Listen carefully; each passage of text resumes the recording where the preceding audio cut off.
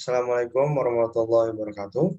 Saya Adrian Muhammad Firmansyah Bogar dari Pendidikan Teknik Elektronika tahun 2020. Di sini saya ingin mengerjakan suatu tugas, yaitu tugas metode penelitian dari dosen pengampu, yaitu Bu Arum Susetyo, SPD MT, dengan tema aspek psikologi peserta didik yang berpengaruh dalam proses pendidikan. Oke, saya mulai.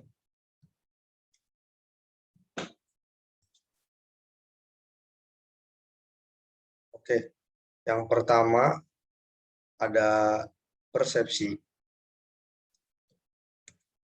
Menurut Wikipedia, persepsi adalah tindakan menyusun, mengenali, dan menafsirkan informasi sensoris guna memberikan gambaran dan pemahaman tentang lingkungan. Di dalam proses persepsi ini, individu dituntut untuk memberikan penilaian terhadap suatu objek yang dapat bersifat positif atau negatif, sehingga senang atau tidak senang. Dengan adanya persepsi, maka akan terbentuklah sikap, yaitu suatu kecenderungan yang agak stabil, berlaku atau bertindak secara tertentu di dalam situasi yang tertentu juga. Nah, penelitian Findelman dan Thomas 1979 menentukan bahwa siswa yang mempunyai persepsi positif terhadap guru, dia akan memandang mata pelajaran yang dipegang guru yang bersangkutan menjadi menarik, serta menilai guru lebih jelas dalam menyajikan pelajaran, sehingga berpengaruh terhadap peningkatan prestasi belajar para siswa. Yang kedua, yaitu ada inteligensi.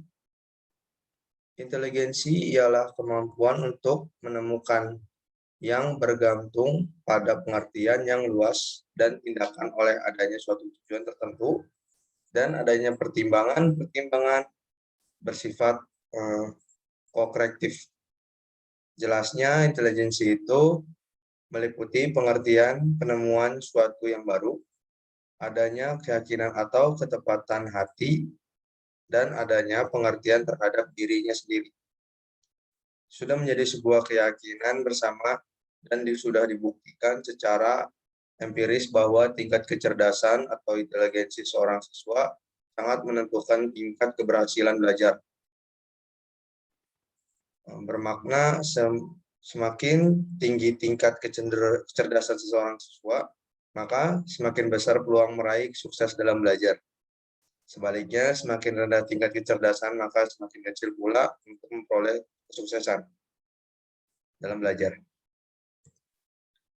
Yang ketiga ada emosi. Emosi adalah reaksi terhadap seseorang atau kejadian. Emosi dapat ditunjukkan ketika merasa senang mengenai sesuatu, amarah kepada seseorang, ataupun takut. Memahami keadaan emosi seseorang sehingga dengan mengetahui emosi tersebut, seorang pendidik dapat memahami dan memperlakukan seorang peserta didik dengan bijaksana. Emosi adalah suatu keadaan jiwa yang dapat sangat berpengaruh bagi keadaan dalam belajar. Jika keadaan emosinya stabil, maka ia dapat belajar dengan baik, begitu juga sebaliknya. Yang keempat adalah kepribadian.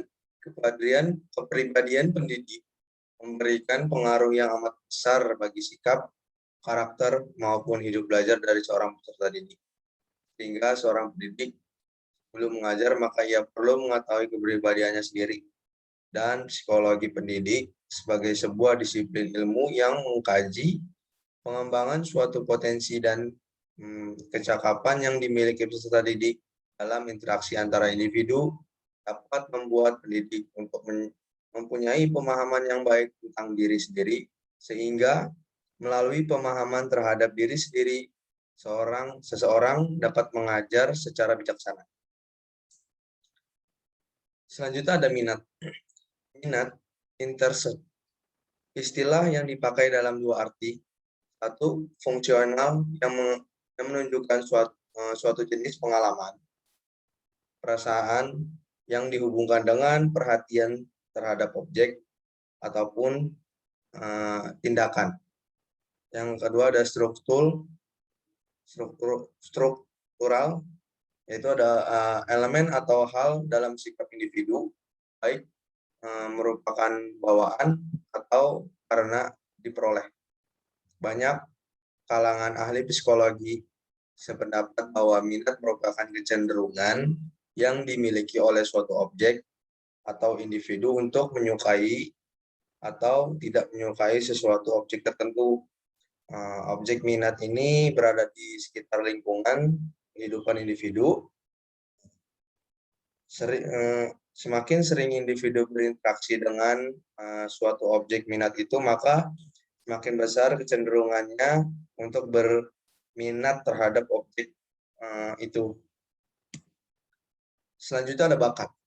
Bakat adalah kemampuan individu untuk melakukan tugas tertentu tanpa banyak bergantung pada upaya pendidikan dan latihan.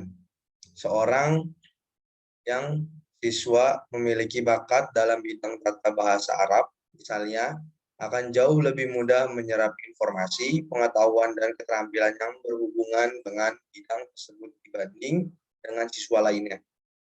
Berhubung dengan hal di atas, bakat akan mempengaruhi tingkat keberhasilan siswa dalam proses belajar bidang studi tertentu.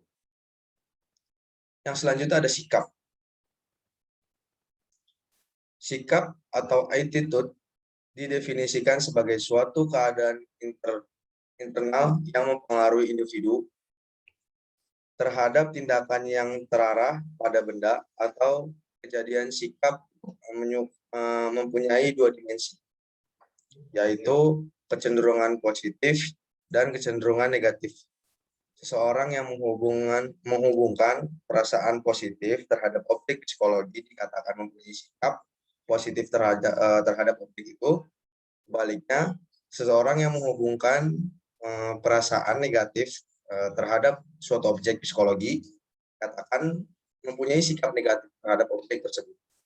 Hasil penelitian Sisbech and Riley 1986 menunjukkan bukti bahwa terdapat hubungan antara sikap dan prestasi belajar. Hasil penelitian ini juga menunjukkan persepsi siswa terhadap pengajar mempengaruhi sikap. Selanjutnya ada motivasi. Motivasi dapat diberikan menjadi dua macam, yaitu intrinsic dan ekstrinsik.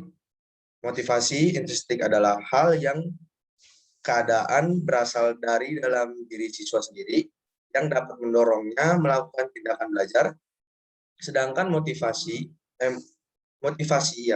ekstrinsik adalah hal dan keadaan yang datang dari luar individu siswa yang juga mendorongnya untuk melakukan kegiatan belajar.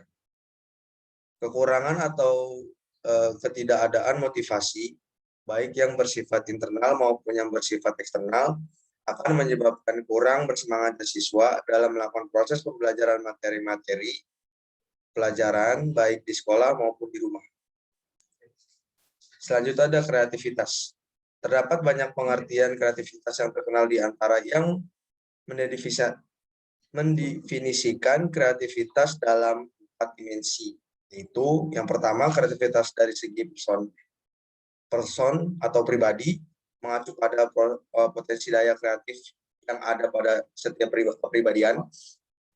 Yang kedua, ada kreativitas sebagai suatu proses mengacu pada suatu bentuk pemikiran di mana individu berusaha menemukan hubungan-hubungan yang baru, mendapatkan jawaban, metode atau cara-cara baru dalam menghadapi suatu masalah.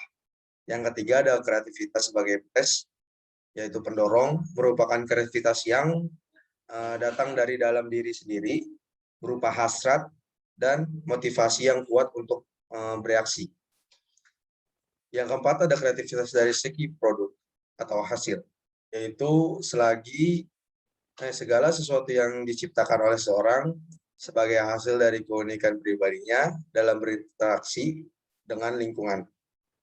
Kreativitas melahirkan aktivitas atau kreativitas ditunjukkan oleh adanya aktivitas. Orang yang mempunyai kreativitas tinggi biasanya menghasilkan berbagai aktivitas pembelajaran yang berbasis pada aktivitas activate learning, akan menuntut kreativitas berpikir lebih banyak daripada pembelajaran biasanya. Sekian presentasi dari saya. Terima kasih. Mohon maaf apabila ada kekurangan kata atau ada salah-salah kata, tolong dimaafkan. Kurang lebihnya mohon maaf. Assalamualaikum warahmatullahi wabarakatuh.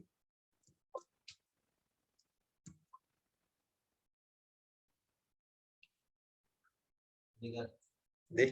Pakai Zoom ya? Iya. Sama ya. Udah menit tuh? Atau belum lihat nih? Gue ngomong kayak lu kan, berarti pakai. Coba dengerin ulang, ya. Ingat dulu.